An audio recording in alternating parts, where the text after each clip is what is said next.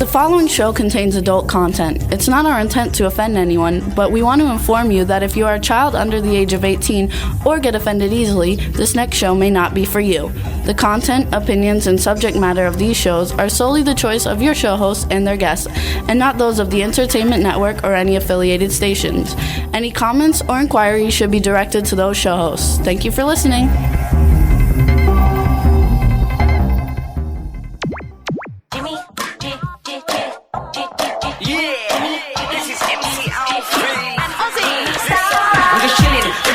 Sitting down and designing where every man them are thinking, what are we gonna be wearing?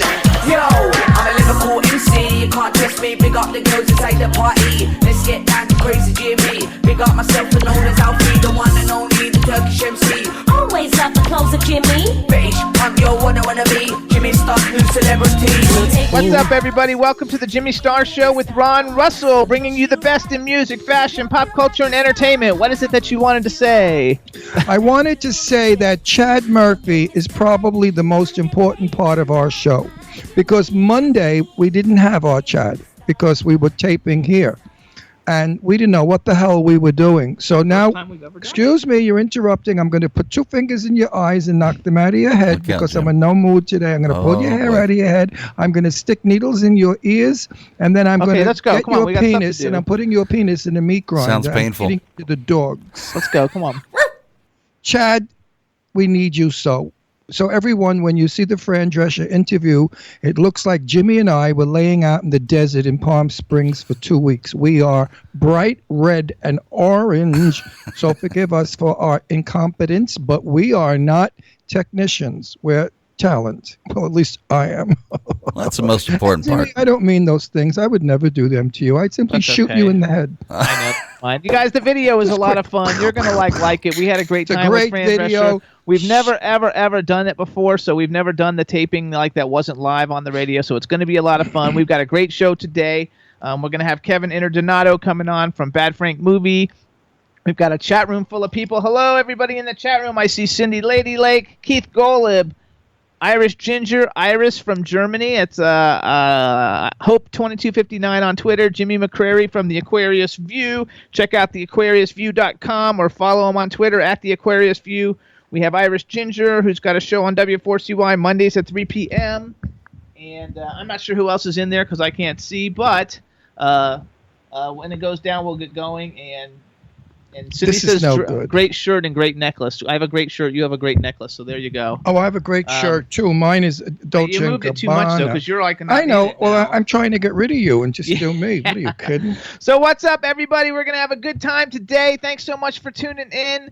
And first we want to, let me introduce my cool, outrageous man about town co-host, Mr. Ron Russell. Don't bother, I'm quitting. Okay, and then we've got the man behind the boards, Mr. Chad Murphy. What's up, Chad? Oh, good stuff, good stuff. I love Ron's mood. I love you, Chad. Lady Lake Jen is in the chat room, My too. shirt is gorgeous. It's the new style tie-dye. It's black shirt with royal blue, just washed very delicately on the right breast. And then if you turn around, it's on the right ass. Anyway, I cannot live like this anymore. We are under construction. Our studio has been torn apart. We're now working on an end table. Could you believe it? A living room end table. I don't know where the lights are. I don't know what the sound is like. Nothing is here. Everything is like in boxes. It's a friggin' mess. Moving sucks. That's right. We're doing a lot of work. The house is definitely in a mess. And everything is going well, though. And tomorrow we're on our way to Palm Springs. And tomorrow we're on our way to Palm Springs. I'd never stick a needle in his ear. Tomorrow we're on our way to Palm Springs, and today we're going to have a lot of fun. And yes, our video, and believe it or not, I guess Fran Drescher is such a huge star because I quietly put the video up on YouTube without telling anybody, and it's got almost 4,000 plays, and it's never been shared once. And with my big mouth, I never told anyone either. So it's really, really cool. It's going to be a lot of fun. Oh, I think Goddess is in the chat room, too. Goddess, hello. How are you? Goddess is back from the blowjob of that hurricane. Oh. I think she's back. And how's everything with you, Chad? Doing well. Staying busy. A lot of editing work. There you go. That's good. Is that good or bad? I don't know. I've been trying to dabble in this video stuff, and it's driving me nuts. I hate it. Every performer must learn to edit their own stuff because if you leave it up to an editor, you're never in it. But I want to just tell everybody out there, my performance yesterday as Ron was not the Ron that I usually am. I did not get dirty with her. I did not get wild with her because I was petrified of her. The first time in my life ever did I want to impress a performer. Usually I don't give a shit. They come on the show. They're friends of mine. We work together. Who cares? So you made a movie. I made a movie. You were on Broadway. I was, all that jazz. But when it came to Fran Drescher, I thought I was courting my future wife. I was nervous. I was in gay man's love. Starstruck. I wanted to hug her and kiss her. She's the most sweetest, adorable. It was so funny, you guys. If you would have seen it, you would have never even guessed it. He had notes, Chad. Yeah. He had an actual cheat sheet of notes, which he never ever does. Wow. But I didn't use it, really. I still fucked up. No one does that to Ron. I did. Because you know what? I didn't want to be interviewing her. I just wanted to be next to her and holding her hand. I think I'm in love with this broad. I can't believe it. Gay man could be in love. I guess I was in love with my wife. I mean, not that I want to take her away from. I'm too old. But anyway, I just had such a crush on her that I just couldn't do anything right Monday. So the interview on my part's not the best. But she's wonderful. I mean, when she talks about cancer schmancer, it scares the shit out of you. So we want to give some shout-outs, too, to the chat room. Some more people. Hello, Cherie Golub. Not Sherry, I'm sorry. Cherie Golub is in the chat room, and so is Darnell Alexander from Twin Radio. We want to thank Twin Radio so much for doing an interview last night with Drew Ross Music and his new single, Love Simulation. You guys should check it out Tuesday nights from 8 to 10. We went to Atlantic City to see Bad Frank? Oh, I got it right. Bad Frank. And, of course, afterwards, we went to the after party. And who did we sit with but Kevin and Cherie? No, Keith. Keith or Kevin? Kevin is the guest, but we went with Keith. Okay, same thing, Jim. I mean, two different people. Well, I would think they would think it's a difference. It doesn't matter. They're never going to... Then, look, our guests, our chat room is never going to meet them, so they won't know the difference. But they're all in the chat room. Yeah, but they'll call Keith Kevin and Kevin Keith, and they'll respond. Actors know how to jump to it. Anyway, I asked Cherie where she didn't have on a brassiere. She's built like a brick shit house. Not only is she beautiful, but she got a pair of jugs, my dear. She said, I'm a mother. I thought, where's your kid? You're out. Take off that blouse, baby. Let's see the act shown. But she's lovely. We adore her. She's beautiful, sweet, charming. And her husband, Kerman, is absolutely the best. Kerman? Well, I couldn't remember his name, so I made up a new one. Now his name is Kerman, like Kerman the Frog. Yeah. That's his name. Say hi to Keith. I love Keith. He's a lawyer. Most lawyers are boring stiffs. They sit there and they tell you, on your way to the bathroom, make sure you don't touch anything because we could sue the bathroom for germs. No, he's not like that at all. He's charming, he's funny, he's sweet. How could he not be? He's married to a sensational gal. She's really a doll. New friend. I make new friends every day. What a pity I can't split myself into 40, 50 people and be with them all. Jimmy, talk. I'm trying to talk. I'm having a problem. Shy. I'm having problems in the chat room because there you go. Because it wasn't listing me as my name. It listed me as somebody else. Yeah, they listed you as Manson. Cool. Manson. It should be just listing me as cool. No, they should be listing you as soon to be divorced. Keith and I Sheree can't said live love with you. him. I love them back. Keith, can I come? Oh, good. Now Goddess is in there by her own name, Lisa. Hey, Goddess. Lisa, yay. my darling. Listen, can I come and live with somebody out there till we get out of Cindy here? Later says that's Kermit. Well, whatever. Kermit. He went Jewish, and now he's Kermit. I need to live somewhere because living with Jimmy in this torn apart house is hell. Jimmy gets nervous very easily. He's like Nervous Nelly. Me, I've moved 3,000 times. I couldn't care less. I could have a cocktail party right now with 20 people on the cartons upstairs. You could sit on a carton, make it a sofa, get another carton, make it a coffee table, bring out the booze and the food, and everybody has a ball. Jimmy, forget it. Hysterical. We are fighting every single day. Major fights. I mean, big time. Like I'm calling my lawyer. I'm divorcing you. I'm taking everything. All the dogs, the cars, everything. I'm going to leave you in the street like a bare orphan. I'm such a crazy bastard anyway.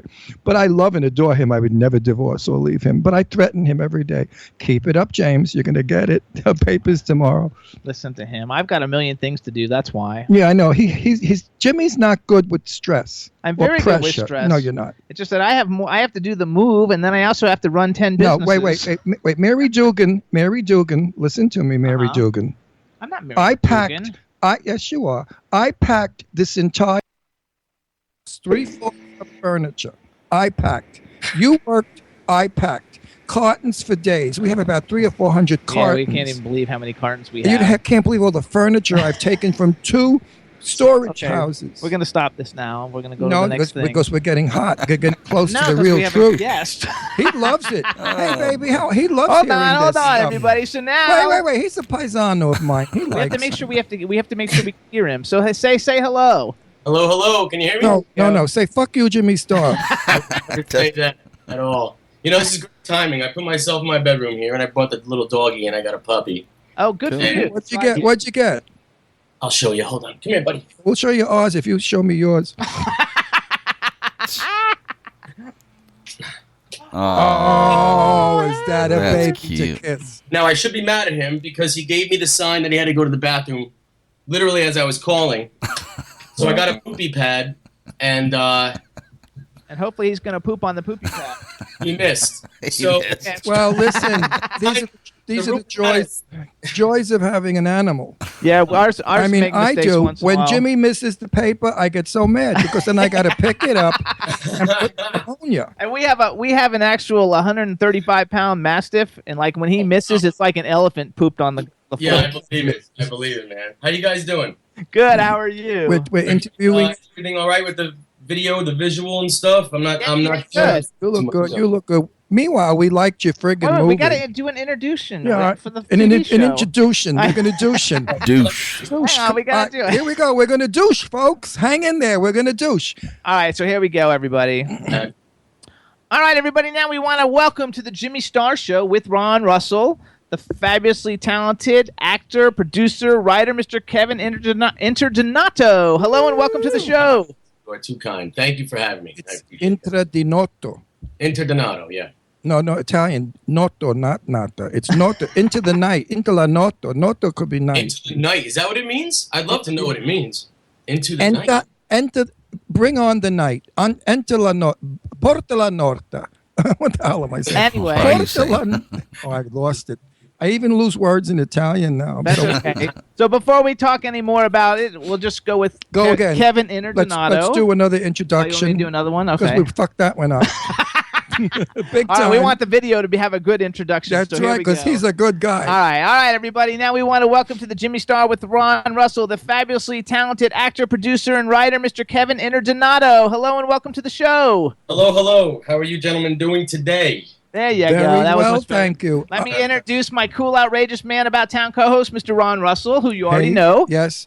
We have a very dear friend in Palm Springs, and her name was Interdonato, and she changed it to Nato, and she's a famous singer. If I could remember her first name, it's something Nato. Wow. Oh, Jesus. If any of my Anyway. friends in Palm Springs are listeling, please tell us in the chat room. Maybe it's a relative. All right, let's go on.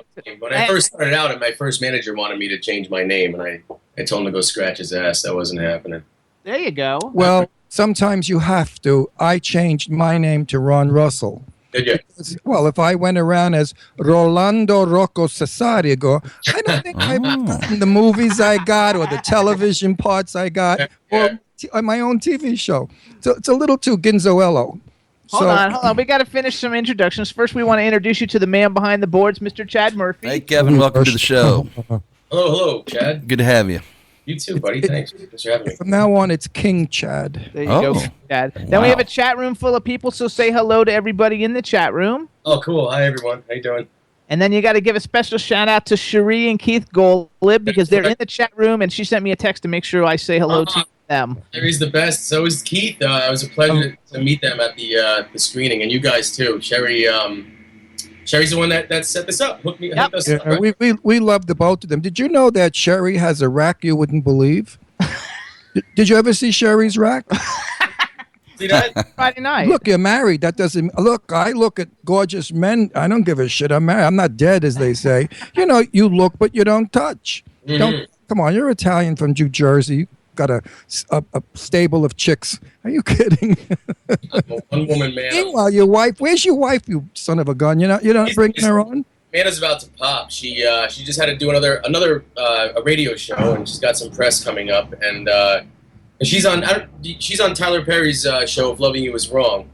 She's a series regular. But she owes us a show. Yeah, we're going to bring her on one day, too. She is absolutely gorgeous, sweet, terrific, and can she act? Natural, doesn't even act. She just does it. Oh, we should say, first of all, everybody, we're talking about Amanda Clayton, who is the co-star of Kevin's new film, Bad Frank, and she plays his wife in the film, and she's his wife in real life, so, like, the sex scenes were kind of, like, real, and it was cool about that. But the kitchen scene was the realest. And you can see her now in If Loving You Is Wrong from Tyler Perry. And if all you guys remember that movie, John Carter, which unfortunately, like, I liked it, but it didn't do well at the box office. But she has a role in John Carter, which is like one of the biggest, most expensive movies I think ever made in history. And it was cool. I liked it. She's got a bigger one coming out. She's starring in that movie Bleed for This with Miles Teller, the Scorsese produced film that's releasing next month. Right. Yeah, that's awesome. When you see this film, folks, pay special attention to their very, very interesting kitchen, spooky kind of battle. There's a little mystery in that kitchen. Let's get right to you. Okay. I don't know who you are because I don't know who anybody is. I just interview people. Then I find out who they are. I went to see your movie. New Jersey, where am I going? No big deal. I'll go. We have to go. We want to be nice to this fella, give him a chance. I went. I sat on a seat that crippled my ass till today.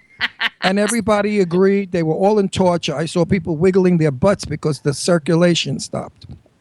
I thought people didn't like the movie when that's No. Up comes this movie.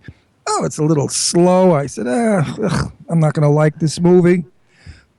Not even halfway through, I was on edge of my seat. I loved this movie. I loved this guy's work. I loved the cast. And I love the crazy guy that when you see the movie is smacking this guy around to get information out of him. That was a scene I could never do because that kind of dialogue and that kind of performance doesn't work with me. I'm not that good. He was sensational. The cast is sensational. This film is definitely better than some of the $50 million shit that they throw at us in major theaters. There we go. So we should tell them what it is. First of all, we're talking about Bad Frank movie. Bad Frank. And Kevin plays Bad Frank. Bad Frank. And is he bad? And you want to follow him on Twitter. It's at Bad Frank Movie on Twitter. And you can follow Kevin. He's at Kevin INTRO. And so the movie is... give us like a... No, don't give us anything. No, give us a five. No, please let me talk. Give us a five. Give us like a 5-sentence, like a little summary of the film, so people have to see it because they can't see it yet. We're talking about. Well, they have to go see it. They can't see it yet. It's not out. Well, that's too bad. They'll have to wait. No, but we want to promo it. So go ahead. Tell a little bit about the film. I'll try to put it in a nutshell. Don't give it away. No. Bad Frank is a story about a severely conflicted man with a severe mental illness. Too much. No, that's not too much. Keep going. No, because that's part what you have to put together. When you listen, folks, he does something in the beginning of the film that if you're smart, you pick up that he's a nut job. Don't say what it is. We got to give them tidbits. Okay. Let them figure it out. Then it's just a story about a man that I'll give the external conflict there. A story about a man that is pushed to extremes when something from his past comes back to his life, and when something precious is taken from him, and in a fit of rage and duty of responsibility to his spouse, he goes to all ends, no matter the cost, to do what he needs to do. There you go. Well, that was good. We didn't tell too much. No. All I'll tell you is it's kind of Hitchcockian in a way. It's twist. It's kind of scripts I love. The twisting. This guy's performances, because when I'm an actor, so when I go to work, I think of other people's work. Every scene that he was in has a different personality towards his character. He was marvelous in playing these various sweet guy, nice guy, crazy guy, angry guy, confused guy, hurt deeply guy, dreadful guy, sweet guy. it's very difficult to play all those parts if your script does not make you out to be like a multi-personality. But he does it in such a way that I was totally impressed. And that's the first thing I said to him when I saw him was, I loved the way you switched characters. You absolutely brought me 8, 9 different people. And at the end of the film, I understood why. It's a very good film, folks. Remember it, Bad Frankie. Bad Frank, not Frankie. Well, Frankie from New Jersey. What can I tell you? So first of all, I want to say congratulations because I followed Bad Frank movie on Twitter and got the Best Actor award for an action drama at the Atlantic City Film Festival, which is Deservedly where so. we were this last weekend. And I think the movie won Best Action Film also, didn't it? It did, and so did Lynn Mancinelli, the actress that played the role of Crystal. She won Best Supporting Actress. Which one? Now, which girl is? Wait, Crystal? who got the best support? The Tom Sizemore's character, his daughter. Okay, the hot one. Oh, right. The other hot one. Okay, Everybody, the other hot one. And that's a major surprise. I thought that what's his name would have gotten well, Ron, wake up already. I think I went to a coma from Fran Drescher. The fellow that was I'm in love with her and I'm gay and not supposed to be. It's very confusing to me. He was really talking a lot about Tom Sizemore, how crazy Tom Sizemore is such a great actor. Love him. Right. He should have gotten Best Supporting Male. Did he? Everyone was terrific. No, He stood out like a light bulb. I was so impressed with his work. yeah, he was something. Man. Is he really crazy in person? No, he's just Tom I is. didn't think He doesn't know who Tom Sizemore is, even though he's been in like every major like huge I know film. his face. I know his Yeah. face. Doesn't really He's like just- know him. Look, I the only thing I can say about Tom is we got fairly friendly after the film. Here's a man that's been on the biggest budget films and the most famous films you could think of, and he's rolling around in the dirt, in the mud, in the rain. That last scene with me on rocks, Too ready much. to Don't go. give away. It's okay. He's not telling No, really. I know I won't give too much, but I'm just saying his dedication to the work, Azito. regardless of the budget. Obviously Bad Frank's budget was extremely low, and he just came in as one of the team players, and he delivered. He delivered. Big He time. didn't. Yeah. Time. And, Now, can I discuss the budget of this film on the air? Would you mind, or should we not? Oh, that's fine. Yeah.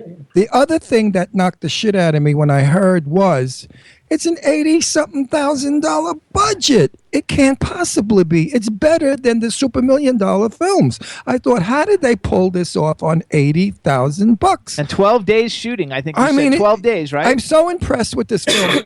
I can't tell you enough. So impressed. Thanks. I've been on indies and I hate them because they're always shitty, cheesy, and you freeze your ass off. And they pay you $100 a day, big deal. So I don't do indies anymore. No more indies for Ron Russell. Over it. But this indie I would have liked to have been in. What part I would have played? Maybe his daughter. I don't know. I look good Like, dressed. just too tall for that. That's all.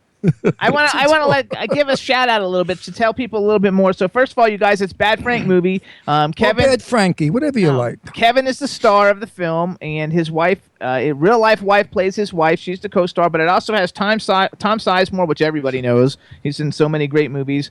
One of the guys in the film who's really, really impressive, and your goings back and forth with him, Russ Russo. Is it Russo? yeah. Russ He was Russo. terrific also. He I got to was tell you. fantastic, and you guys know him. He was in that film Catch Hell with Ryan Felipe, and he's in that TV series Revolution. I mean, he has another really great resume of work. And then we have Brian O'Halloran, who's actually been on the Jimmy Star Show back when like some of his other films had come out. And you guys know him. He's like a cult favorite. He was in Clerks, Dogma, You're pushing me off my seat, you tank. And then there's another guy who's really, really good who plays like your friend Brian Heitkamp. Heitkamp? Is that how I pronounce it? Brandon Heitkamp. Yes. Brandon Heitkamp. Okay. And then your father is played by Ray Boom Boom Mancini, who I thought, oh my God, he did such a good job. It's I thought maybe it was his first film, but I went on IMDb and he's been in 30 films. I know his face too. Been around, Ray. Yeah, wonderful guy. And he was fantastic. So the movie is really, really good. You guys, like Kevin won awards for it. It's going to be. I mean, right now it's still doing the film festival circuit, right? Now we have to go to what I really look at. Wait. Let him answer. I answered him a No, question. I'm going to give it to him, and then he'll answer all the No, questions. let him answer one at a time. Why, he's stupid? He can't remember? No, I just let him go. Come on. All right. So Kevin, go ahead and tell us. I tell you, this guy never did television. Oh, yeah. Oh, Well, wait. I'm sorry, Jimmy. What question did you want me to Questions like how can people see this film? Because it's not They can distributed look up yet, your right? ass. That's No, how they come can on. see it. Come on. The only way you can see this film right now is if you hit the is if you stay tuned on Twitter and see what festivals we're going to be going to.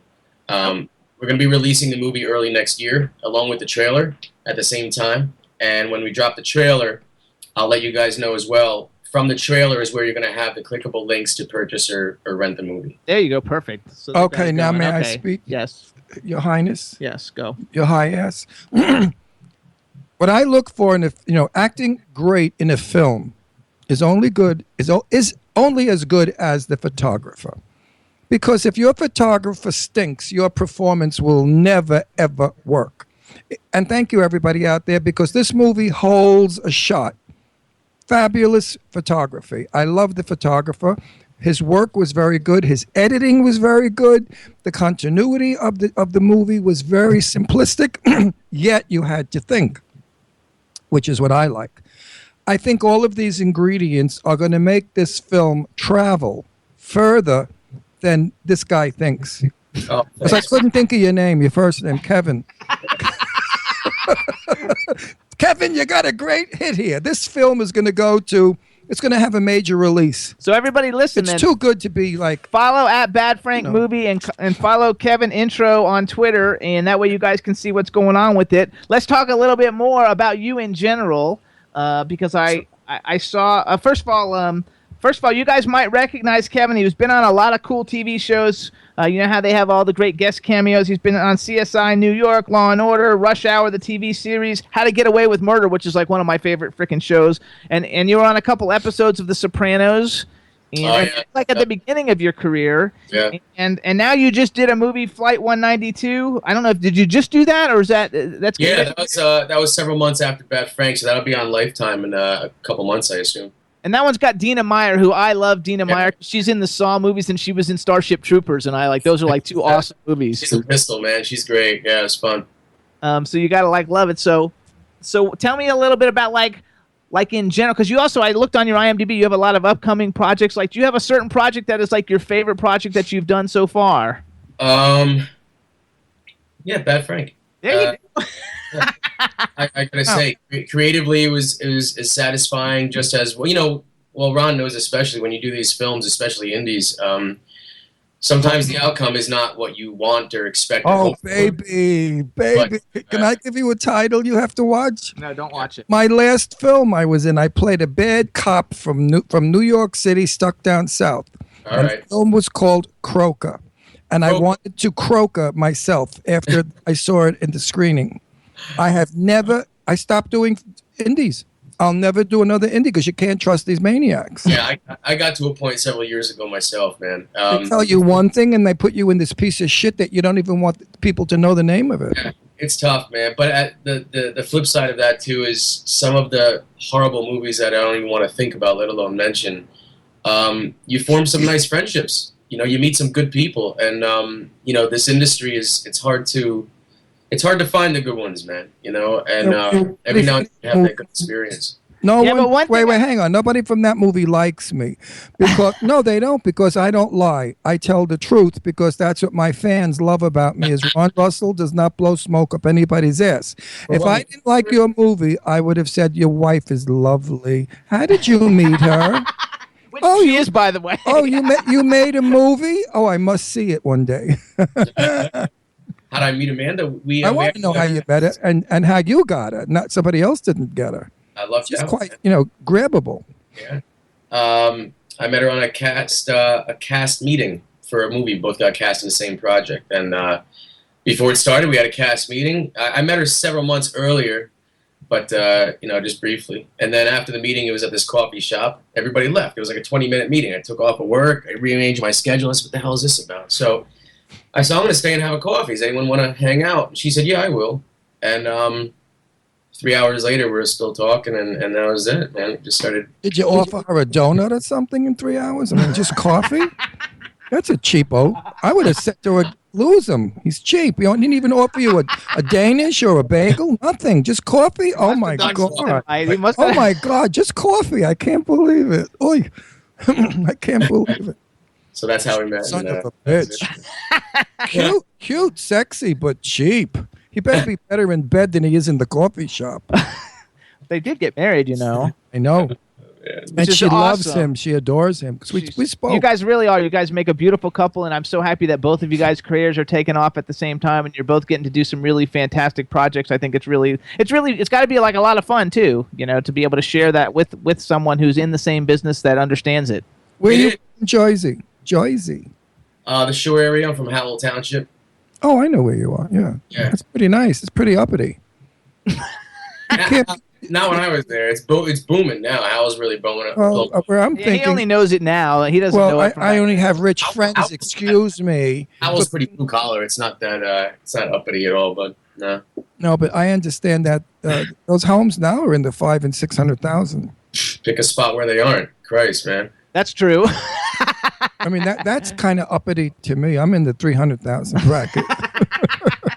Anything over 300, I go to a tenement in Harlem. So I want to give you some other like prop. I always like to like brag, you know, for people that come on the show because like people who get to do stuff, they don't ever do it. So you've won many Best Actor and Best Supporting Actor awards in your career, and you actually got the, I don't know what year, maybe 2008 or 9, you got the Robert Pastorelli Rising Star Award. And anybody who doesn't know Robert Pastorelli, he was like awesome, and he was in Be Cool, which is one of my favorite movies. So he was in Be Cool, Dances with Wolves, Murphy Brown, Beverly Hills Cop, Sister Act 2, Eraser with Arnold Schwarzenegger. I mean, he had a great career, and the fact that you won that award, so we want to give you kudos and props for that because I think He it's won the award because the guy giving it away was an Italian. I mean, we take care of our own. Well, Albert Pastorelli, the award was in his honor. He actually passed away a couple years prior. Oh, he did. Yeah, but his sister Gwen, a wonderful woman, she kept his spirit alive. They were both involved with the Garden State Film Festival heavily, and it was really an honor to get that award. I was a fan of his for a long time, and it was just really, really nice. I hope he's met my dearest friend in the world, Jane Russell, in heaven. There you go. Because Janie's my buddy, so I hope he's with her now. She's gorgeous. You know who Jane Russell is? No. Yes. Oh, you do? Of course I do. He's not 20. Well, there's a lot of 30 and 40-year-old jerk-offs that don't know who she is either. Yeah, but he's a film aficionado, so he. They only know Marilyn Monroe. Right. So what do you got coming up? Like, what's the next big project? I saw on your IMDb there's several things that are getting ready to be worked on, and several things. Yeah, I've been writing. It's too early to even talk about a couple projects that are just in the works. You know, the funding and all that stuff are just waiting. Yeah. But a television show I'm cast in is looking to sell to streaming outlets right now called Land of the Outlaws. It's a really cool concept. And then a couple films. And I'm writing a film called Ramtown Joe. And what is it called? Ramtown Joe. Ramtown Joe. What the hell is Ramtown? Ramtown is actually the section of Howell that I grew up in. Oh, okay. Yeah, and I just wanted to kind of, I shoot everything. If I do anything, it's in Jersey. It's what I feel. It's what I know. So it just kind of exactly shoot the roots, you know. So I like the way that you're bringing it all to you too. You come up with concepts and write them and get them funded. You know, and do how it do in you your own get area. how do you get your funding? Because I know everybody out there is looking for funding. I give blood. You know, we were fortunate with Bad Frank. A lot of blood. That was very funny. We needed money for a movie, and I went public. I said, you can have sex with me for $1 million. Call this number. And we didn't get any takers. Not one call. And I didn't have $1 million, so. Isn't that sweet? Isn't that sweet? So then I changed it. I said, for $20, I'll sleep with you for a weekend. Not one person go called. back and let us finish, though. Then I said, I'll give you $50 for the weekend. Oh my God, man! You're too much, Ron Russell. What? Too much. Yeah, that's what. Well, yeah, I guess. No, wait. So go back. Ramtown Joe. Yeah, Ramtown Joe, and that's really the one I'm focusing on right now. So the other ones that I'm very, very early stages of being involved, and it's they're just early on. So. Okay. So in other words, everybody. Now wait. Question is, he's probably. What about Bambinos? Who's that? Kids, why don't you speak Italian?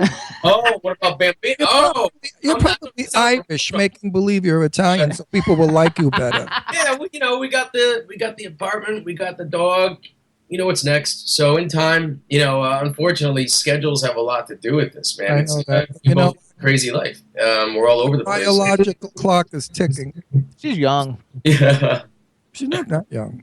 Yes, she is. Well, she's got another 25 years before she shouldn't get pregnant. 30 years, maybe. 40, 50. Yeah.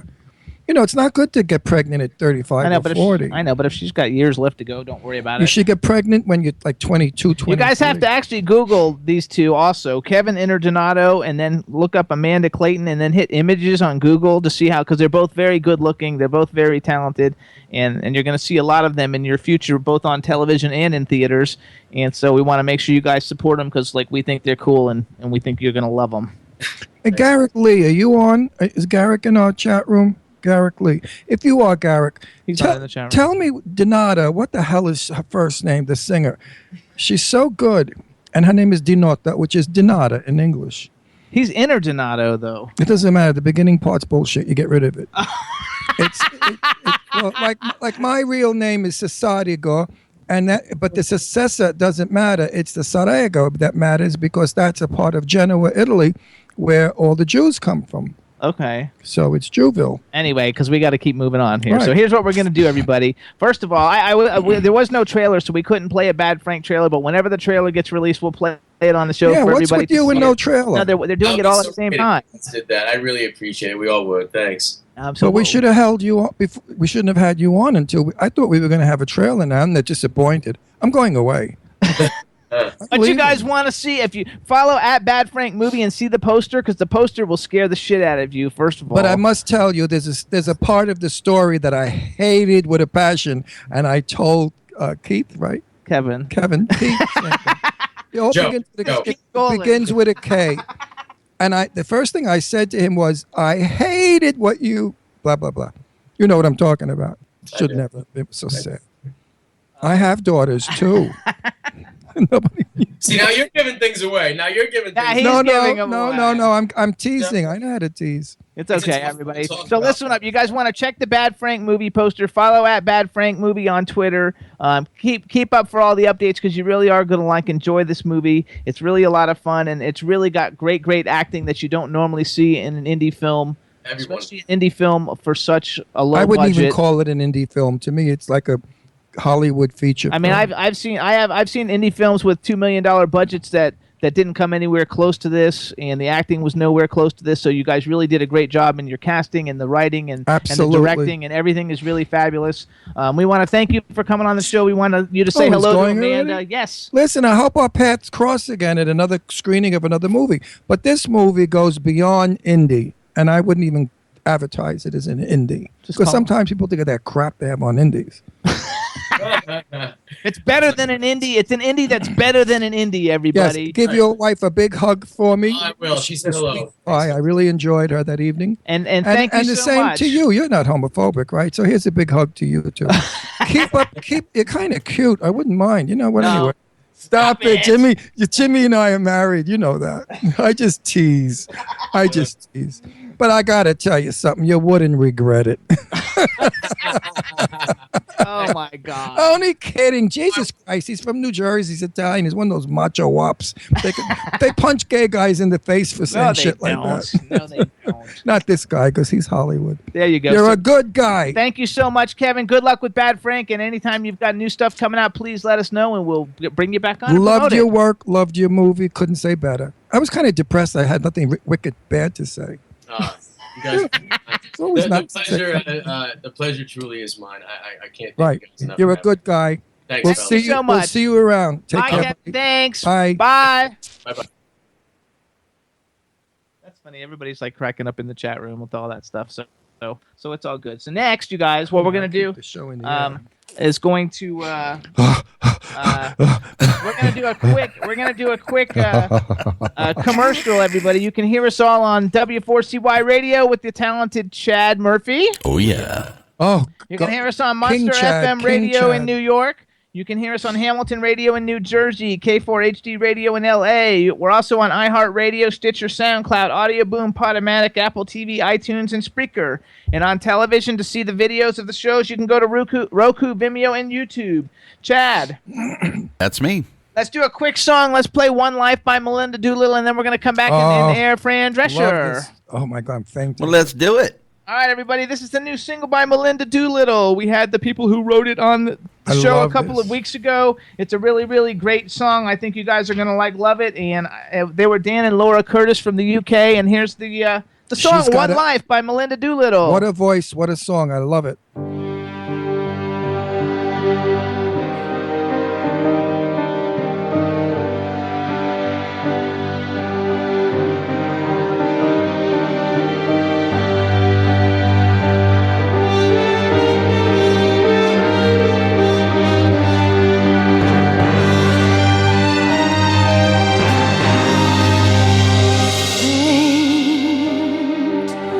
The sound in the air we all hear. If you focus, it's suddenly clear.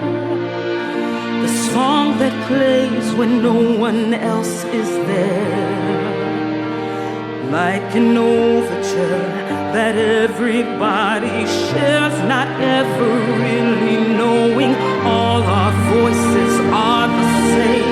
They are all the same. We are one life, and our only song is an anthem weaving through each day that always will play on, and the sound flows like a single thread through all the moments gone before and all the years ahead. Hear stories of the people left alone, the stories of how pain was overthrown by songs that spoke of freedom, out of darkness to the light, out into the light.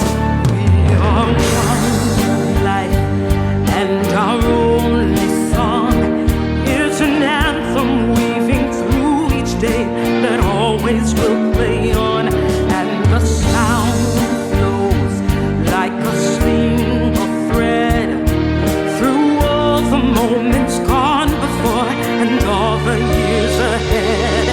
And though we'll never know how much we understand, the music seems to forge a path that we could never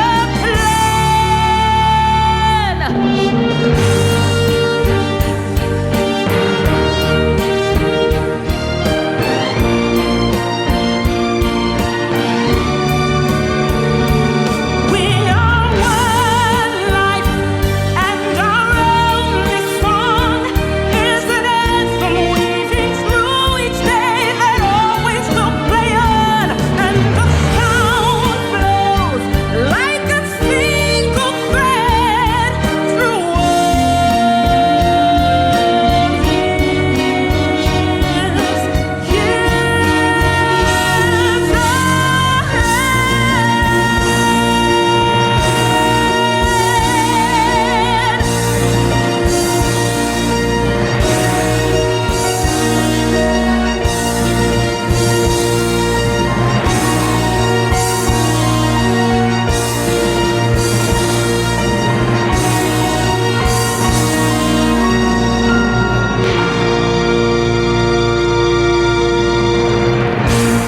Woo!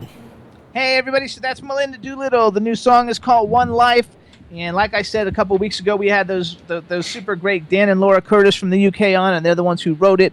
And it's a really great song, and Melinda Doolittle should have won American Idol. I love her. And she should change her name from Melinda Doolittle to Melinda Does a Lot, because after you see her live like we did at 54 Below in New York, you kind of walk out of there stunned. She's fabulous. Not only is she an actress on the stage, but she's a voice that doesn't have any kind of instruments, meaning equipment, to make her voice better than what it is. It's called a raw mic, and she's brilliant. Yes, There's no So auto-tune. her new name is Melinda Do-A-Lot. There you go. So, Chad, What? do you have the actual interview now with Fran Drescher ready? The actual one? Yeah, I got the actual one. Okay. All right, everybody. Wait, so wait, listen let me up. just say No, something. I have to- Wait, I have this. This is very important. Chad, can you get rid of the fact that we're orange in it? No.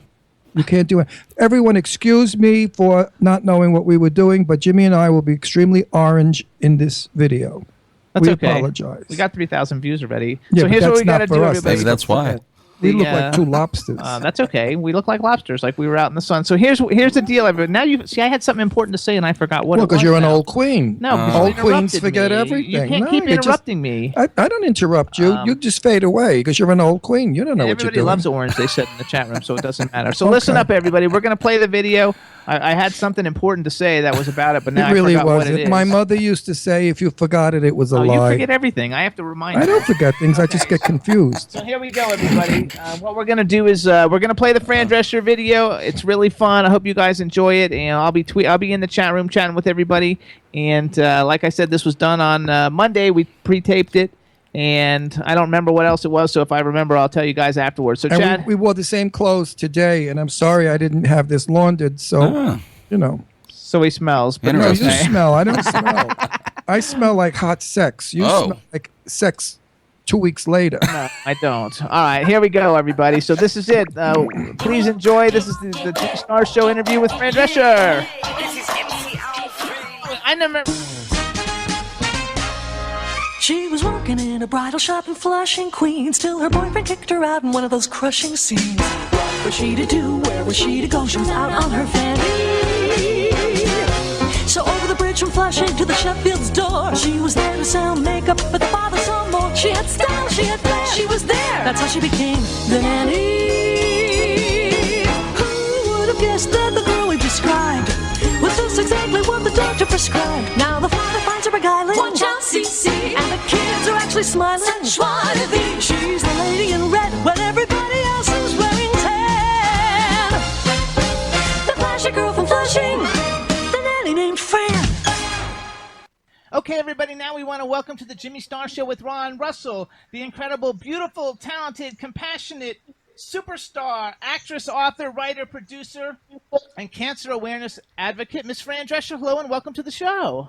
Hi, thank you. Happy to be here. Thank you so much. Before we get started, we have a chat room full of people. Just say hey to everybody in the chat room.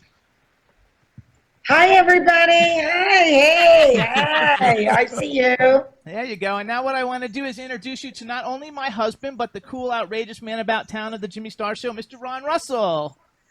Stand there just a moment, darling. Let me catch my breath. I've never seen a picture quite so lovely. Well, you finally got here. Do you know what I went through? I interviewed Charles Shaughnessy on the show. I said, Charles, could you tell Fran to come on? Renee Taylor and Joe Bologna. I told them, could you tell Fran to come I on? just saw them yesterday. My very good friend, Lainey Kazan, Aunt Oh, Frida. you got a lot of nanny people. Wait, I'm not done. I got a list so long here, you wouldn't believe. And your husband, ex-husband, Peter. Okay. And I told all these son of a bitches, tell Fran to come on the show, and none of them did it. Well, here I am. Wait. That's right. Yeah, but it took a lot. I mean, I could have got Jesus Christ here quicker. But anyway, it's worth it because you're just sensational. Well, I don't know how to respond to that, but why don't we start now? Okay, we're going to go. We're going to go. Okay, I'm going to give you some things, and I want you to tell me what you think about them. Okay, Union Turnpike, Hillside Avenue, Casino Boulevard, Utopia Parkway, Bayside, Queens College, RKO Keats Theater, Main Street, Gertz Department Store, Steinway Street, Astoria. Disco on Northern Boulevard, Bayside, or Flushing, forgot the name. Did you ever make out in the Astoria Park on River Road? This is where we came from, I love you and I. I came from Astoria, Queens, as you can hear, and you came from Bayside, but actually you came from more Flushing, right? Yeah, Kew Garden Hills. Kew Garden Hills, that's Yeah. nice up there. Yeah, that was where I grew up, and that's actually where Simon and Garfunkel grew up as well, and that song that they write, My Little Town, was My Little Town. And it was a great place to come from. And, I only have good memories of growing up in Queens, and so much so that almost all my characters, certainly in The Nanny, hark back to where I came from. Even the plastic slipcovers on Sylvia's sofas. That Yep, was so that Queens. was real. So Everything Queens. that I write is inspired by real life. Yeah, I'm from Astoria, where mostly everybody was Italian, right? And all the Italian guys would say, "Come on, let's go to Flushing and pick up the Jewish broads." And I'd say, "Then why?" And they'd say, "Well, most of them go." And I thought that was a terrible reputation. But a very good friend of ours, the reporter for the what is it, newspaper? Oh, Eileen. Eileen Shapiro said to me, "It's true. The only thing is we didn't swallow." So that's Eileen. She's crazy. But I used to go to Gert's department store at Main Street, Flushing. Did you? As did I. Yeah, and did you go to RKO Keats movie theater? Yes, I saw Jaws there. Yeah. And then I go into the beach that whole summer. I saw Jaws there That too. was actually one of my first dates with Peter. Was to see Jaws. Peter's a sweetheart. We love him. He's so handsome and nice and friendly. He's a good guy. He's a really good guy. I wanted to say something else. I have notes. I've never done notes on this show. Jimmy, tell Fran what I've been going through. He never takes notes for this show. I have to tell you this, and this is just an interesting story. So Ron had a show on Time Warner Cable. Set the record called straight. Set the Record Straight. It was on TV for 4 years, where he interviewed all the legends of Hollywood. He interviewed like Cliff Robertson, Lauren Bacall. He was best friends with Jane Russell, Tony Curtis, Tab Hunter, Tippi Hedren, all the greats. And he was like, I wasn't nervous about any of those. And here I'm having a one. Fran Drescher is the one. Jane Russell thought I was crazy because she'd be very nervous, and she did my show. She actually did my pilot because she was my buddy. What am I talking about? Me? We want to hear about you. But anyway. But he was all nervous, and so he never has notes. Never. He does everything off the cuff of his head, but he actually has notes. And I was like, what are you writing down notes for? It's Fran Drescher. I was like, you've seen everything she's ever done. I have seen your show more than I could do the dialogue on your show. First of all, I want to tell you look like Rita Hayworth. Anybody ever tell you that?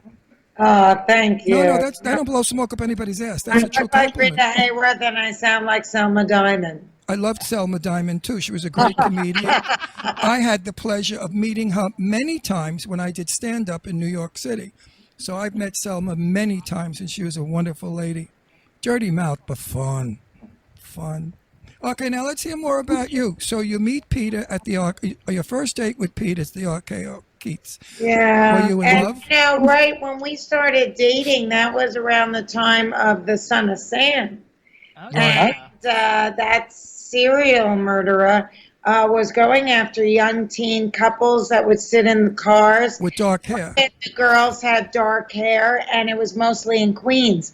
So that was an interesting time in a very, unfortunate way, because we would go on a date or something, and then I'd jump out of the car and run into my house because everybody was so petrified of Son of Sam.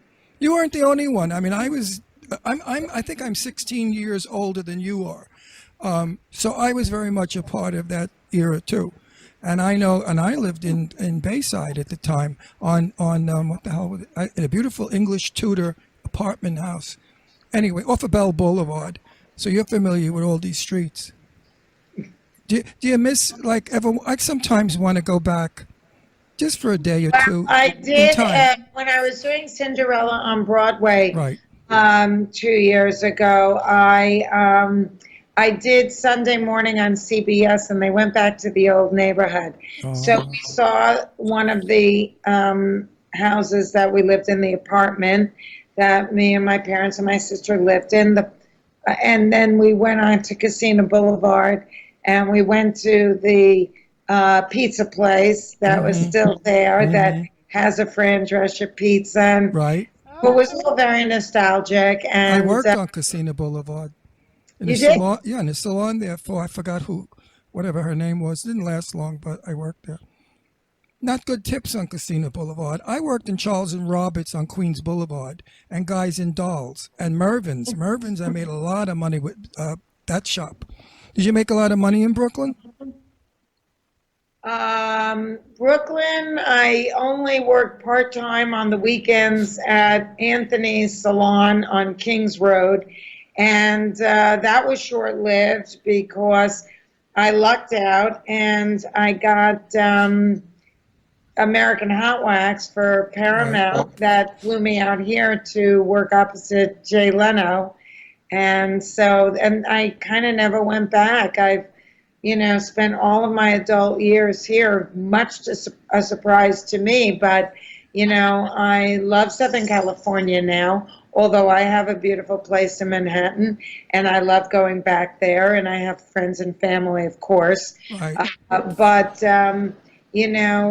my life took interesting turns, and although all my characters are New York, and I've never really left that, I do feel an affinity for my life here in California as well. I love Southern California. I am truly bi-coastal. I was married 16 years to a woman that makes me bisexual as well as bi-coastal. So you and I one day should meet for lunch and talk about our crazy marriages. But listen, when I fell in love with you?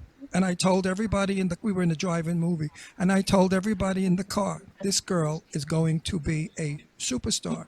And they just looked at me. All I saw was a movie. It was called Hollywood Nights. Oh. And I'm watching a car, and there's a girl and a boy in the car, and suddenly I hear, Jack, you came. Oh, I can't believe you came. And I said, everybody in the car, that voice will go on and on. I was hysterical, laughing. I almost peed myself. Fran, I couldn't believe it when you said, I can't believe it. I mean, it was so like us, so like Queens. Then I go to the movie years later, and there she walks away with John Travolta grabbing his ass. And I know that's not in the script, all right? I'm surprised they didn't kick you off the picture for that. What happened? Tell me about that. I wasn't going to miss that opportunity. He was a sweat hog. That was actually my first film. Right. Then I came to California. But wait, don't back it up. What made you do it? What gave you the chutzpah to do it? Oh, that's my middle name. Chutzpah. I want to make every moment, on-screen moment count and be real, but, be specific. I'm very into specific behavior, and that seemed, like a no-brainer. And a memorable. But it made the movie because everyone remembered it, and the theater was hysterical laughing. Yeah, so it was a smart move, very smart.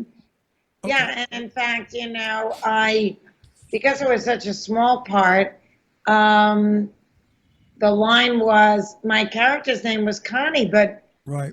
Didn't call me Connie, and no, it wasn't scripted that he called me Connie. So I said to him, so when's Connie going to get her answer? Right. And then he said, well, Connie, and suddenly my character had a name. So you fed him a line that he thought was in the script. Credits, they could see. But I'm always, I was a producer before I was a producer. Right. And thinking about how to make the part more specific, make the part more real and better. And, I was in Ragtime, the Milos Forman film with Mandy Patinkin. That's right. And my character, the way it was originally scripted, only spoke Yiddish. Right. And I'm thinking, do you speak Yiddish? Not really, but I speak certain phrases that I grew up around. My mom used to speak Yiddish with her grandmother. Right. But I don't know how much she remembers it anymore because her elders have since deceased, so she doesn't really have people to talk with. I speak more Yiddish than anyone I know, all of my Jewish people, because I worked in a beauty parlor in Forest Hills. Give me a break. That's like Tel Aviv. It's unfortunate, that languages kind of die. I'm sure that there are people that continue to speak Yiddish just to keep it alive. I mean, I use the words that are fun, like schwitzing. We're all right. I do that as well. I use that stuff. But some of them have become part of, regular colloquialism, like the word schlep. Everybody Schlep is- knows what I mean, that schlep means. He uses that one all Oh, the time. schlep. I'm schlepping while I'm schwitzing already. I mean, I'm telling you. So people say to me, "Are you Jewish?" And they look at my star. And I say, well, it's missing one prong because I'm almost Jewish. We have Jewish blood. We're Italians. And we have Sephardic blood. Ronzoni macaroni, by the way, are Jewish. Nobody knows that, okay? You can be Jewish and be Italian. You don't have to be, Eastern, wherever. You're absolutely right about that. I mean, there was a time when there were a lot of Italian Jews. Well, we come from Genoa, which is like where all the Jews are, more than Venice. And my great... Modigliani was an Italian Jew, the famous painter. Absolutely. My great aunt was Jewish and stayed Jewish. The rest of the family on my father's side, because they were killing Jews always, you know that. I mean, let's kill a Jew today, it's time. So the family changed and became Christian.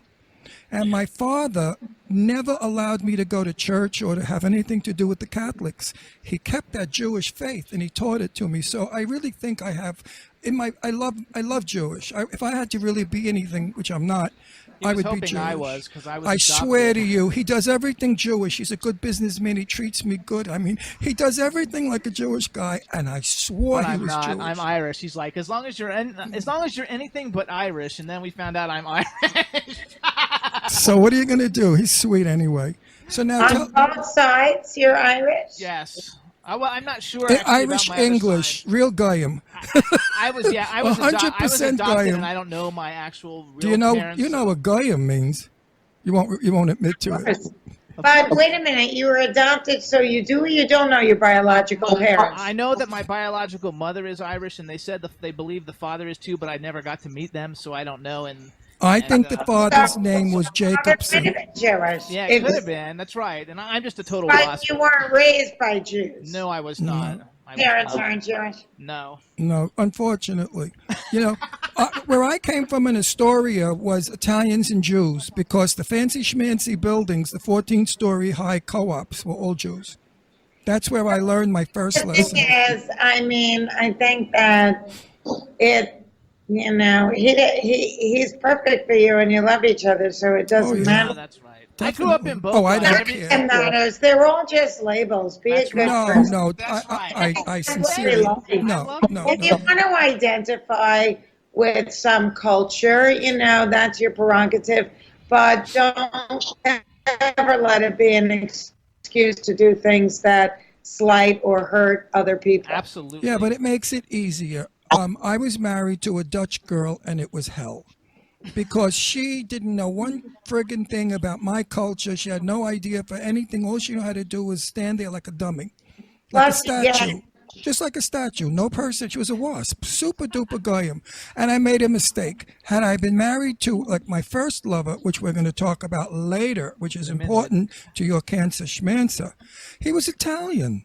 And Sal and I got along. I mean, we read each other's minds. It's nice. It's nice when you're cut from the same cloth. Yeah. So, but listen, we're all capable of many different relationships over the course of a lifetime, and each one is an opportunity for us to grow on our journey of self-refinement. No regrets. There you go. Well, you married out of your fate, didn't you? He's not Jewish, your husband. Or you're on the way out. You're not leaving him, are you? I shouldn't talk about that. Let's not talk about that. I read somewhere that you were getting divorced.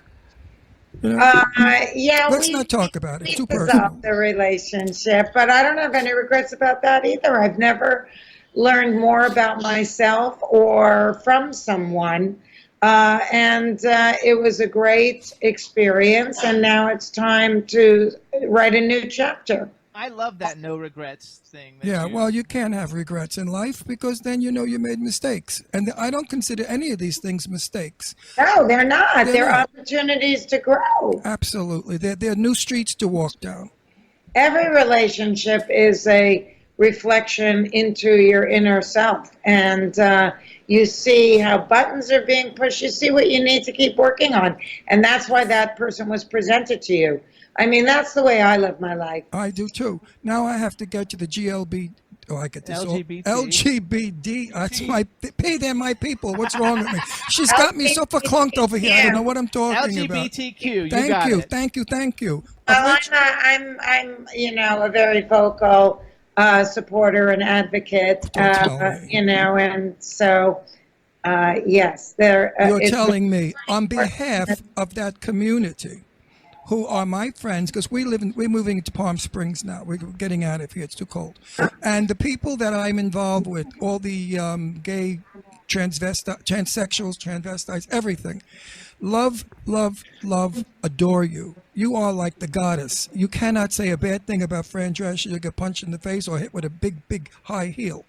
A size 13 high heel. Nice to hear. I hope I never give anyone reason to be mad at me. But wait a minute, I'm not finished. I have many celebrity friends, of which I wouldn't even name. Big time celebrities. I'm old, so I know all the old bag Hollywood. They all seem to know you. They don't know many of my younger friends. But if I talk, like a couple out in California now know they're going to watch this on Wednesday. They know that I'm interviewing you, and they love you. And these are like Angela Lansbury people. I mean, what do they do with Fran Drescher? Give me a break. They're royalty.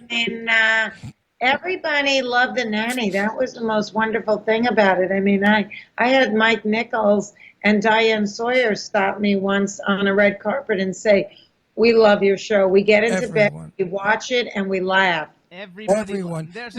You did more for Jewish people than the Bible. I'm telling you. You brought to. Can you believe there were some groups that gave me black? I lived in Boca in that time. I lived right in Boca. He used to want to shoot people. He would be like, "What do you mean?" And I would go to parties, and 80% were Jewish. And they'd say, "She doesn't show us right. She makes us look low class. We don't dress that way. We don't act that way." I said, "You want to come with me to Brooklyn and Astoria? You want to come? I'll show you." Those are Hamisher people, darling. They're not the Japs of today. But I always, I always responded that the nanny was written based off of all the colorful characters that I grew up with. And really, the global message of the show is, it doesn't matter what you look like or what you sound like. It's what's in your heart that counts. And you show that so well.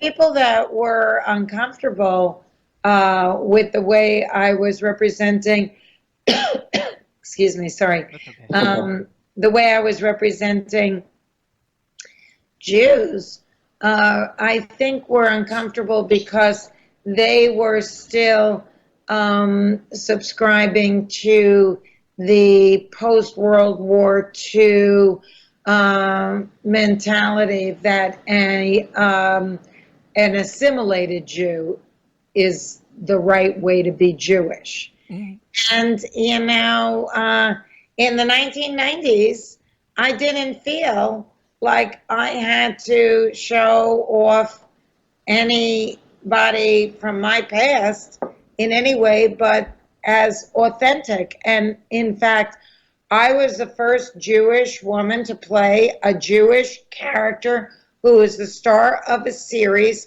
since Molly Goldberg. I loved her. Molly Goldberg used to hang out of a tenement window, and she used to, what was the name? She used to yell, "Yoo-hoo, Mrs. Somebody." I forgot the name. And we used to watch it and pee ourselves. It was so funny. And it was very, very Jewish of the day, like the Brooklyn Jews. It can't be the Brooklyn Jew. I got news for you. I was born in Brooklyn. I have to tell you, so I collect action figures, and so for Christmas, I wanted to get Ron something, and ever since I've known him, we've been together for 4 years, and ever since I've known him, he's like, we watched The Nanny. I've seen every Nanny episode. I've seen every movie that you've been in. He really introduced me to you because I'm kind of a horror movie kind of guy. And so for Christmas, his favorite shows were Flash Gordon when he was a kid and The Nanny. And so for Christmas, I got the talking nanny doll for him. And I said, one day, you're going to get to talk to her. But in the meantime, you can play with the doll and let it talk to you. When we live in California, we're bound to meet because I go to all the benefits. I'm very big about that. And I'm going to bring that friggin' doll with me. And I'm going to have you sign it. But you have to sign it I love you, Ron. And I also got him Flash Gordon, and then he told me the story about why you were so important, and I think you should tell her the story. Are we cutting time? Is that why? Yeah, because we're going to run out of time, and we have to talk about I Cancer have so Schmancer, much I wanted to talk to her about, so much like Hamish family. Real. I didn't want to do Fran Drescher bullshit. If we still have time at you know the what end, I mean? we can. But I wanted this interview to be about Franella. Fran Does anybody call you Franella? Of course. Okay. Of course. What? Because he calls you Franella everywhere we go. She's my Franella. What are you, nuts? He has all his friends still from Queens and Astoria and Long Island, and they're Fran, all wait for him to call. Now, are you gonna give me time to talk about Cancer Schmancer? Yes, we're going there now. Now we're doing it right now. Now we're going to go there. The reason why I love and adore and worship you is my lover of 49 years, Sal D. George, developed pancreatic cancer. He was very ill. I kept him at home and I cared for him. The only thing he ever asked me for, I knew I wasn't going to do it. That's okay. That's okay. The only thing he asked me for is, when is the nanny on? I hear that all the time. And I said to him, Sal, not until whatever date. And he'd ask for the Golden Girls. Then you guys went into repeat. And we could see you every night, I think at 11 o'clock. He would say, give me my meds now, because I'd shoot him up for the pain. He'd say, but be sure I'm up for the nanny. He loved you so much. Would you please do me a favor, because I believe words travel the universe. Say, hi, Sal D. George. What's his name? Sal D. George. Sal D. George. Hi, Sal D. George. Hi. We're together and we're thinking about you. He loved you so, and I was so grateful to you. And I used to tell my friends, one day I'm going to interview that broad, and I'm going to tell her this story, because what she did for him, you made him smile. Forgive me, I'm sorry. Let's go on to you. So now talk about Cancer Schmancer. So here's it. So you have a great thing coming up. It's the Cancer Schmancer Health Summit. It's Wednesday, October 26, 2016, from 9 a.m. to 4 p.m. at the Skirball Cultural Center, and that's located at 2701 North Sepulveda Boulevard in L.A., California. Wait, what boulevard? Sepulveda. Is it Sepulveda? Sepulveda. I don't know. We pronounce it Sepulveda here. I'm from Florida. Sepulveda. That's always the way they pronounce it first, Sepulveda, but it's actually on Sepulveda.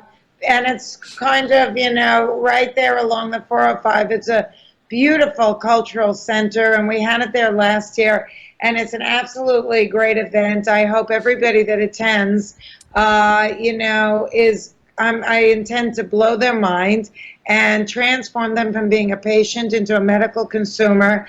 So by the time you leave at the end of the day, you have a game plan, you have some tools, and you know what you need to do, and you know how to engage your family.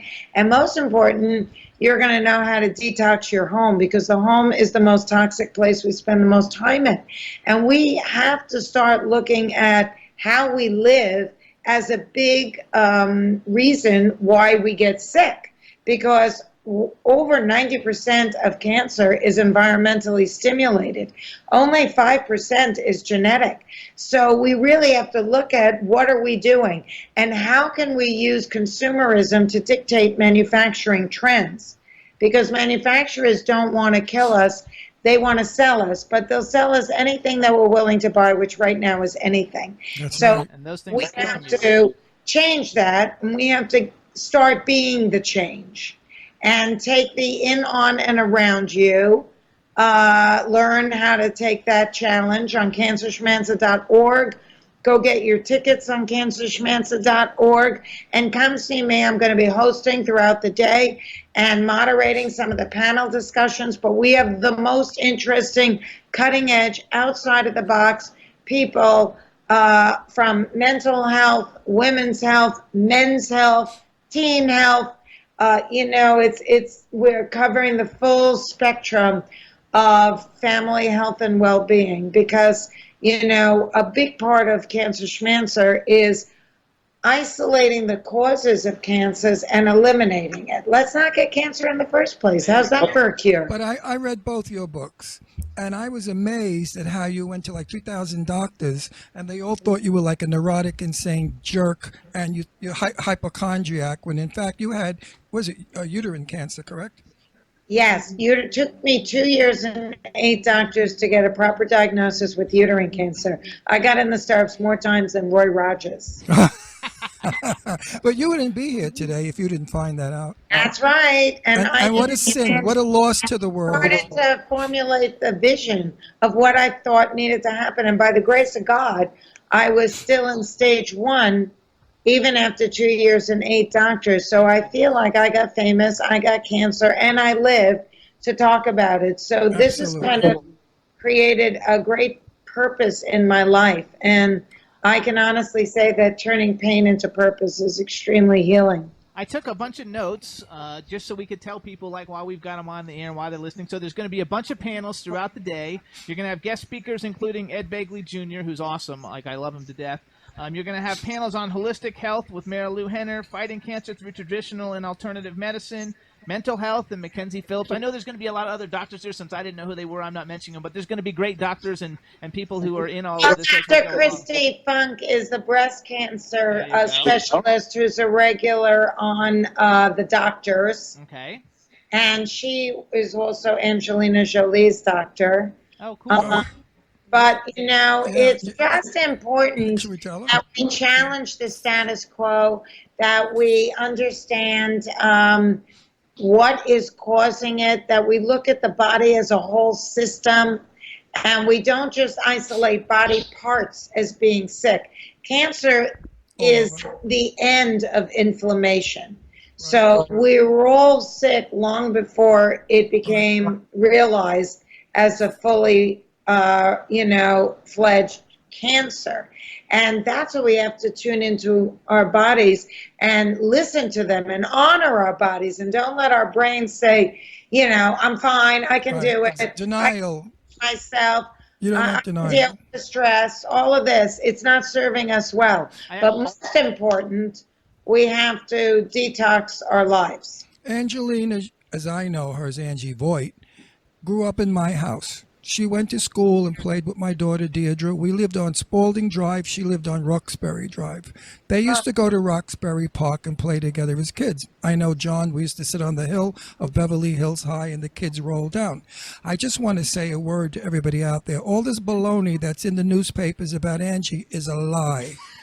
Okay? She grew up, I know her from 4 years old till she became a woman. What she did with her breasts was the smartest thing anyone could do. She's a smart lady ahead of her time. Yes, she has a temper. Yes, she's a little wacky, but so aren't we all, okay? We are. So I have to come to her defense. I don't know. I didn't bring her name up because I follow any gossip and have any idea about any of that. I do, however, think that genes can be turned on and off with lifestyle. I'm not sure I trust the percentages that we're given of chances of getting a disease, even if you have a gene, even if you have relatives very close in your bloodline. And I personally, and this is always a very personal decision, how people deal with these issues, I personally would have rather reduced my risk through environment, and rather than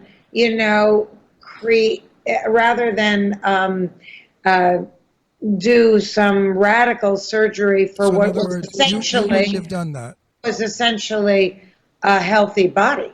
You would not have done what Angie did. But I knew Marshallena, her mother. A very personal decision. Right. For a lot of, doctors, Western medicine doctors that were making that recommendation to her. You mix that with fear for your children, because you don't want them to go through what you went through with the loss of your mother, and you make a decision. For better or for worse, whatever it is, you make it and you follow through and you don't look back. And we all have to do that. Yes. I was given a 95% chance of non-recurrence. And yet, 2 weeks after, my oncologist said, I was talking to a colleague in Wisconsin who said he gives all of his uterine cancer patients the brachytherapy, which is zapping the vaginal cuff with radiation, because more often than not, if there were recurrence, it would be there. And she said, now you have a 95% chance of non-recurrence, but I think that if I were you, I would do it, and that would push it up to like 99%. We're not allowed to say 100%, but right. It would really seal the deal. Well, I thought to myself, okay, well, you're not me, honey, so let me do my own research. Let me go online. Let me get my posse of people that actually love me and are very good at research, and we'll make an informed decision. And the deeper we went into the online research papers, chat rooms, things like that, the more we realize that there's a tremendous amount of side effects that come with that. That actually women complained that, their vaginal canal was never the same. Sex was never comfortable again. There was always breakthrough bleeding. The tissue got very thin. They had to use, some kind of a dildo if they weren't active with sex just to keep it stretched. And on and on. And they never felt like they ever got better or recovered. And it just became, this cacophony of negativity. I called every head of gynecologic oncology at some of the leading hospitals throughout the country, from MD Anderson and City of Hope to Sloan Kettering and John Hopkins. And ultimately, the guy at City of Hope says, you're going to have to make this decision yourself, because you'll ask enough people and half will say what you want to hear and half will say what you don't want to hear. And my manager at the time, who was a wise owl, said, you make the decision that feels right for you and never look back, no matter what happens. We'll just deal with it, as life unfolds. And ultimately, I decided that I wasn't going to take what was left of me that was healthy when I was already given 95% chance of non-recurrence. And I was going to then kind of dial back my lifestyle in terms of what I expose myself to, what I put on my skin, what I eat, what cleaning products I use, what garden products I use, and de-stress and take it from there. And I think that, knock wood, I'm 16 years well. I hope that, it never comes back in any way, shape, or form. And all I can do is the best that I can do to reduce my risk. Once we start connecting disease with lifestyle more efficiently, you're going to get angry, and it's going to be at big business, because big business, in the name of capitalist greed, is destroying the planet and so much of life on it.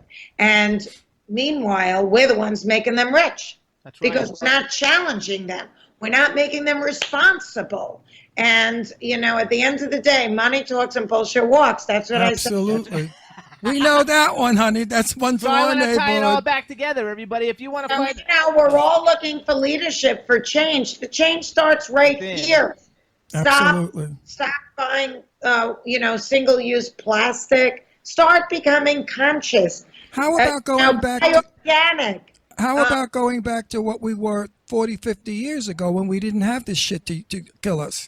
We were healthier then. Use products with ingredients that may have grown in your grandma's garden. Exactly. If it has chemicals in it that you can't even pronounce, best off to err on the side of caution. If you're using a toothpaste that has poison control information on it, get rid of it. If you're using an antiperspirant, well, that kind of prevents the body from its most effective detoxing and cooling system. And it also has a lot of aluminum chlorhydrate in it. And people that have, Alzheimer's and dementia and Parkinson's, They're finding a tremendous amount of aluminum in the brain. Don't cook with aluminum foil anymore. It gives off noxious fumes. Get rid of your microwave. It creates, it changes the metabolic structure of the food you're eating.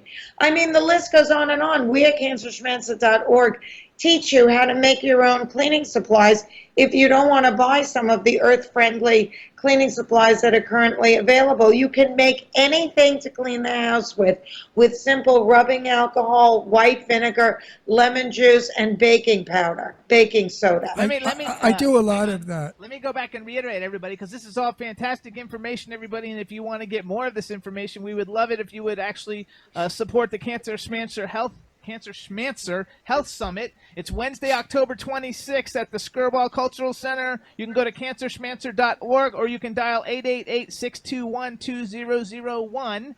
And they're also going to be talking about cosmetic safety, men's health, quantum medicine, environment, and detox your home, which we've been talking about just now.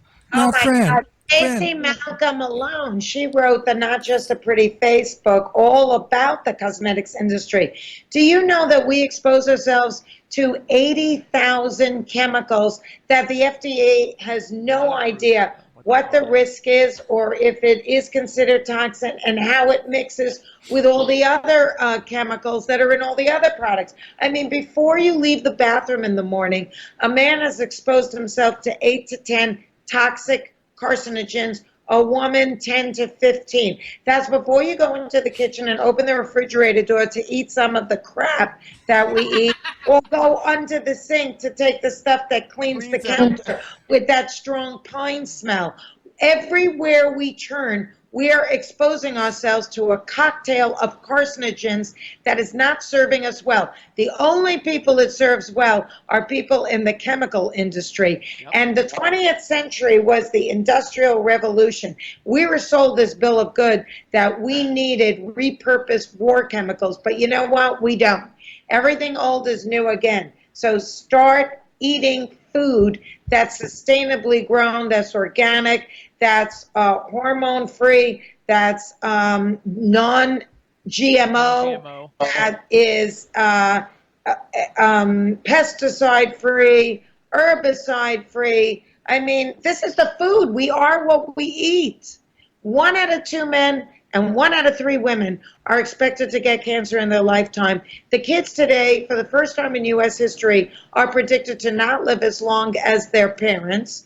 Babies are being born pre-polluted with 200 to 300 chemicals found in the umbilical cord. And American women's breast milk has the highest percentage of flame retardant in it from any other woman on the planet. And we're all scratching our heads wondering why all these kids have learning differences, why so many are on the spectrum of Asperger's to autism.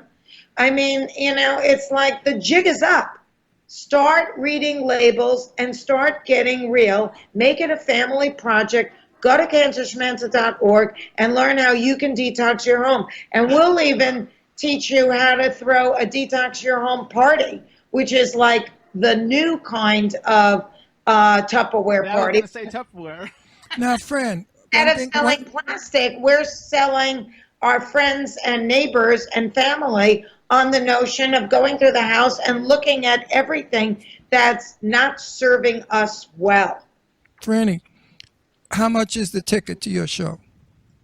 The tickets are $175 or $300. All the proceeds go to Cancer Schmancer, and we are now working on the Detox Your Home education video targeting teens in middle school and high school. We were very blessed to get Mr. Jamie Foxx to host it, and we are now at the stage where we need to complete it with post-production. So what we raise at the event is going to help complete that, and then that'll be able to be released on all avenues of social media and in schools and in boys and girls clubs and the like. I'll tell you this, we're going to push it every week for the next year for you, and I will do it. I will remind everybody. Not only are you beautiful, and I remember I don't blow smoke, not only are you beautiful, kind, charming, sweet, a real human being, but you're as bright as the brightest lights that are in our studio now. You are one smart chick. Thank you. I mean, appreciate even that. if you read it off the wall, you did a brilliant job. You're I want fabulous. to say too, I think it's really. Wait, I have to say something one more time. The date. October Because 26th. we are going to be traveling. I think we're October 26th. Are we in California then? We're coming back. Shit. We're leaving next week. Next year, maybe next year. Yes, next Well, year. we'll We're be, going to we'll be be living next year. there. Which I brings know, me, you said in Palm which Springs, brings that's me to wonderful. this. Which brings me to this. Tell me I don't have balls. Listen, when you want to get away from everything and everyone, you can come to our house. We have a beautiful casita with a bathroom and a kitchen for you, dogs. private, 2 dogs, and you could rest and get away from the world. And I won't hock you with any Hollywood shit or any of that crap. You'll come, you'll rest, and guess what? I'll cook for you. I'll make you Italian. And listen, but my Italian is not from mine. Is not from cans. My Italian doesn't come out of a bottle. My Italian. You make real sauce. You bet your ass I do. And I make it with my homegrown basil. Everything. And in California, I make them. I lived in Palm before. The tomatoes out there are magnificent because of the 3,000 degree heat. So the tomatoes are good. I will make you an all healthy, no garbage meal. And I promise I won't annoy you, and I won't tell any of my friends you're coming, because my house will be filled with thousands of people. And I don't need to clean the toilet after that. Real quick, I just want to also just I say love how her. cool Look it at her is. sweet, I know, my she's little fabulous. Shayna Putnam. Look at that little angel. She's a doll. I think that I'm very happy, number one, that you're 95% chance that nothing's coming back. But what I really think is so commendable and so wonderful is the fact that you're using your celebrity to actually do something that really is giving back to the world and everybody in it. That's the reason why she's got the talent. I know, but the talent was given to her. But maybe people don't tell her that all the time. So because people are stupid. First of all, people are jealous that they came from Flushing and they're still in Flushing. All right, already. So that's a story. Everybody, I put Flushing on the map. Before then, nobody would admit it. There you go. Matter of fact, I'm proud to say I come from Flushing. No, I think I'm very grateful, and I really truly believe that if you are a celebrity and you have a reach that can impact millions of people, it's your duty to really leverage that celebrity for the greater good. And I do it for health, and I do it for civil liberties, and I do it for kids and arts and education and all of that. And it's like it makes me feel good, and I think that's why we're all here. Well, for all your fans, we'll say thank you for all of that. It's got to bring you really good luck. It's got it. Yeah. Because anyone that does as much as you do for people, my belief is, in Italian, we say, che sputa in aria ritornare in faccia, which is if you spit in the air, it comes back, in the wind, it comes back in your face. Right. So you only do good, and only good's going to come back. And I want to say one more thing. Sylvia and Morty did a fabulous job with their Francine Joya, in Italian is happiness, joy, Drescher. I don't want to let her go. I know, but she's got to go. Maybe not. Maybe you could stay a little more. I'm just saying I have another interview to I know do. you do. And I really thank you for making me feel so welcome and for all that you do and giving me a platform to talk about Cancer Schmancer and the Health Summit. I hope everybody goes to cancerschmancer.org and gets their ticket and just joins so they can hear from me more regularly. And we're all over social networking too, at cancerschmancer.org and at Fran Drescher. And, we're all in this together and we're all in one boat. So the more we can start switching up our act, the more we can change the unhealthy paradigm that we're on. And we want to hang on, Jimmy. I'm gonna punch you. Jimmy Star has over a million or two Twitters, and our show goes out to over 2 or 3 million people all over the world. So we really have a good reach for you. We're going to promote it one heavily. more thing. I'm conning her now. Now I'm working her. her. Thank you. I want to give a shout out. Wait. I have to work her before she goes away. I have to work her. No. So now we're building a studio in our home. So now you can come to Palm Springs and be on our show live with us, sitting between us and talking to the world. We'll be in touch. I have her contact Was that a good schmooze? Yeah, you never know. I'm often asked to do things in Palm Springs, and it doesn't always work out, but I did do a big gay event a couple of years back, and it was a wonderful experience. So, you know, should I come that way for an event or something, I would be happy to do your show again and get some Italian food while we're at it. There you go. Well, that's a promise and a date. Also, I'm on the committee in Palm Springs when I get there of the Gay Day Parade. We've had Sophia I don't Loren. do parades. I don't do parades. They've asked me. That's my one across the board. You No. want to sit on a car while they drag it to Palm You know what? I'm in like 1,000 degrees of heat. I would be nervous. I don't like being like a. Open to exposure to the world.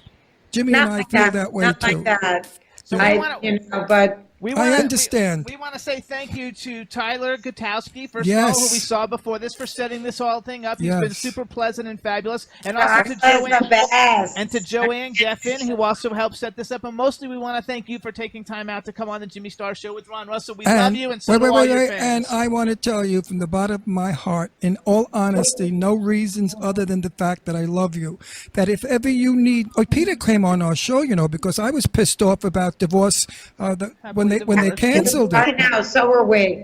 Did you read all the And shit they they put all admitted over? that there was a big mistake, but you know, the ship sailed. Mistake. Her show flopped. Her show flopped. It never even made it. Your show was fabulous. I fought for that all over Facebook. Did you ever read any of the crap I wrote? Peter got scared. Peter There said to me, was a whole effort to try and, you know, sign up and bring it back, but I gotta run. okay, And sweetie, thanks I love so you. much. I love you. I love you. I love you. And I wish you good health. And Be me too well. to you. I'm glad, Me too. Ron, you found somebody to love. And you will too. Yeah, who wouldn't life love, goes who on, wouldn't love baby. you? And Who life is for the living. So here That's we right, Bye, darling. Fran. Thank I you love so you, much. Franela. Bye-bye. Ciao, ciao, honey. Bye, bye, Thank sweetie. you. Thanks so much. Peace. Kiss. Yay! All Chad. right. What'd you think, Chad? That was like for you. You would have loved that. I have a new respect for Fran Drescher, no doubt. Absolutely. Now, I want to say something to all of our listeners. I know a lot of times the listeners say, Ron, you speak too much. You don't let the guests speak. I have I have interviewed over maybe 2,000 people in this world that I live in. I have learned with my instinct who's a good guest and who's not. Fran Drescher is a wonderful scripted guest, but when she's flying on her own, she's lost. And I knew that from the very moment I spoke to her before we went on the air. What I do is create the scenario. I make the story and then let the guest add to it because they don't know where to go. They come on and they don't know what to talk about. They talk about the stupid things that most interviewers ask them, you know, like, what's your last movie? What do you do? That's boring. Ron Russell doesn't do that. I do conversations with. When Fran does come to our house and is eating at our table, the conversation will be exactly as it was now when you heard this show. So it's not like I want to be a hog or I want to take it over.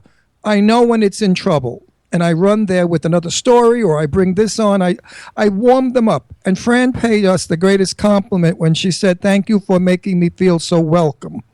Once she felt welcome and trusted us, she opened up absolutely, honestly, and fabulously. Yes, Chad, this woman is far more than just a nanny. She's an advocate for the health of America and the world. Because, yes, we are being polluted by greed. And they manufacture garbage and they expect us to use it. And they don't give a shit if we croak or not. Fran Drescher, beyond love, respect is more. And I certainly respect you, as does Jimmy. Chad, you would have loved her, because she talked about all the non-GMO and all the different things. I mean, it was really cool. Yeah, I was listening to talk about that as you guys were stuffing your face with Cheetos and Fritos. You creepy bastard. You knew that? You spy. I didn't let anybody see it, though, but I'm letting them know I now. should have pulled down my pants and mooned you. That would have got you a shocker. That's great. Anyway, it was a lot of fun, and we enjoyed it. And that was really good. I got to do a couple shots. We got 5 minutes left, right? Yeah. All right, so we got to do a couple of... What is the chat room saying about that interview, kids? They all loved it. I want more than that. I want comments. They commented all the way along under every topic, but you... Why is it we can't read those comments? Wait, here's a comment that says, fire your video guy.